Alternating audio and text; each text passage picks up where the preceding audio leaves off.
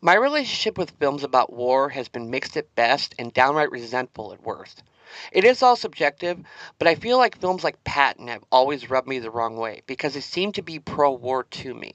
On the other side are the anti war films such as The Deer Hunter and Apocalypse Now that I think turn the conversation around because they show that war is hard and often not as patriotic as people want to make you believe that it is. I think that one of the best experiences for this type of story is the story of the individual soldier because they don't get the respect, love, appreciation, and attention that they deserve. When I first saw Oliver Stone's Born on the 4th of July for the first time, it gave me a very real, if slightly melodramatic look into the life of a soldier and the true trials that they go through. What I'm saying is that if I'm watching a movie about war, the war itself doesn't excite me, even if it's heroic, just because I think most wars fought in the last 60 years have been mostly pointless and have caused nothing but pain for tens of thousands of soldiers that are then ignored or mistreated when they get home. My Dead Friend Zoe is co-written and directed by Kyle Hausmann-Stokes in his future directorial debut, who was himself a vet who served in the Iraq War.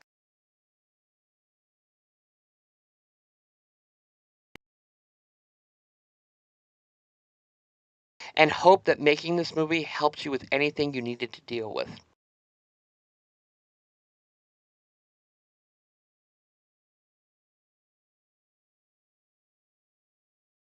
Whenever I see movies that say they are based on a true story, most of the time I still approach it as a fictional tale.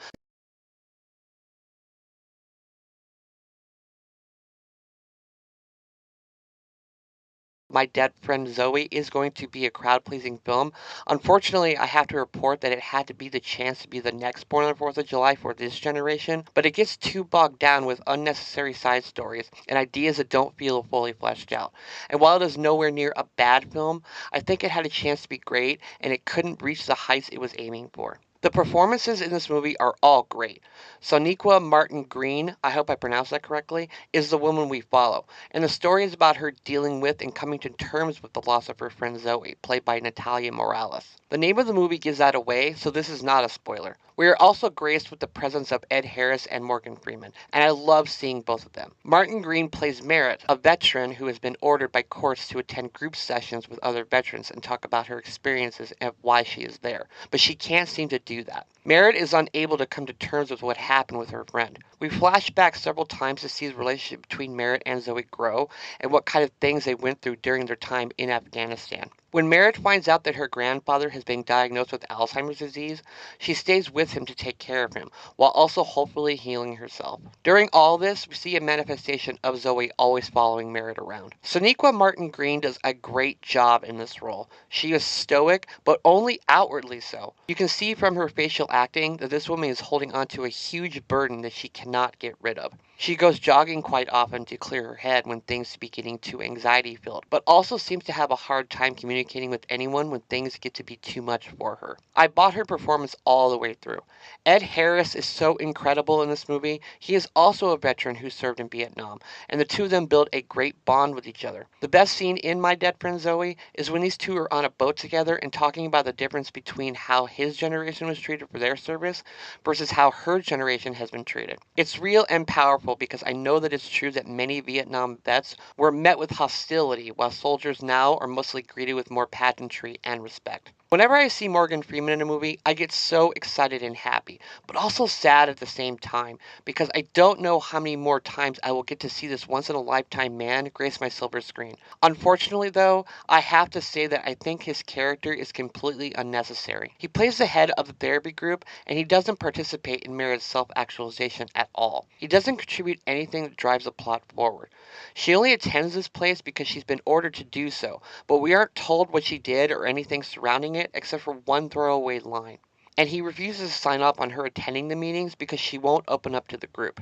It seems that this plot line is only there to dangle a carrot in front of you, and her arc will only be completed when she is finally able to open up to the group. I wish Morgan Freeman would have been written to be more vital to Merritt's arc, but he doesn't play a part in it at all. Natalie Morales is good as Zoe, and I like the friendship the two women create. But because most of the time she's presented as the person who makes quips about things, she just comes off as nothing but sarcastic. And that would be fine if we saw more than that with her.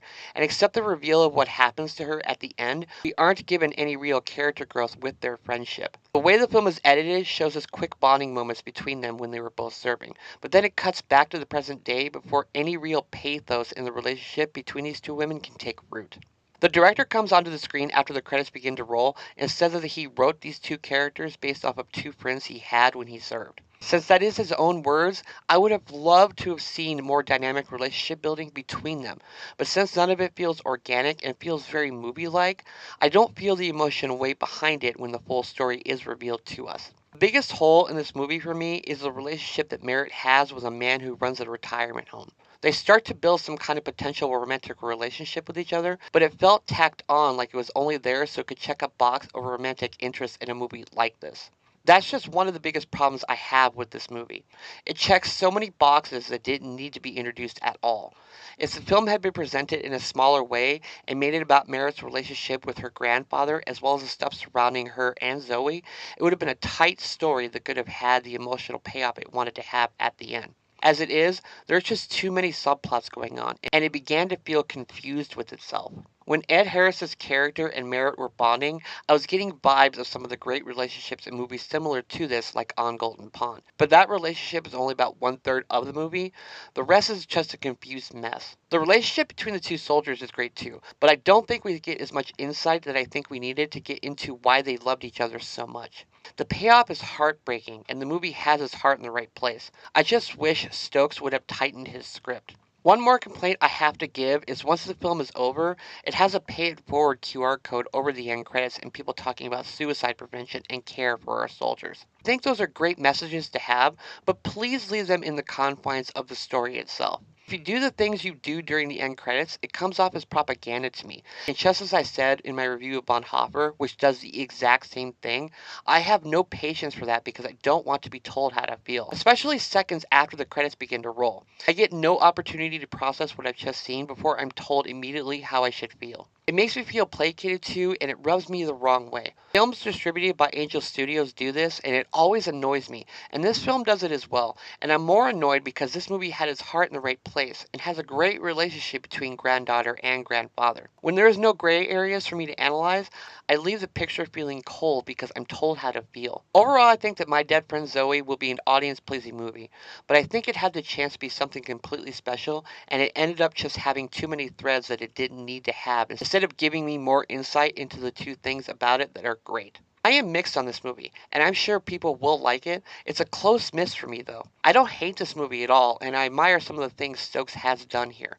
There are great performances here, and the heart this movie has is admirable, and this is a solid effort by the director. Keep going with your ideas, please, and I think eventually you will get your great film, but this one just isn't that. I give My Dead Friend Zoe 2.5 stars out of 4. It's an okay movie, but it's trying to juggle 8 balls on a unicycle and falters after it starts becoming good. Okay, thanks so much for watching. What did everyone think of My Dead Friend Zoe? Please let me know in the comments. I saw this at an AMC unseen screen, so I had no expectations going into this movie because I didn't know what I was seeing. And while I'm glad this movie exists, I just wanted it to be the next Born on the 4th of July.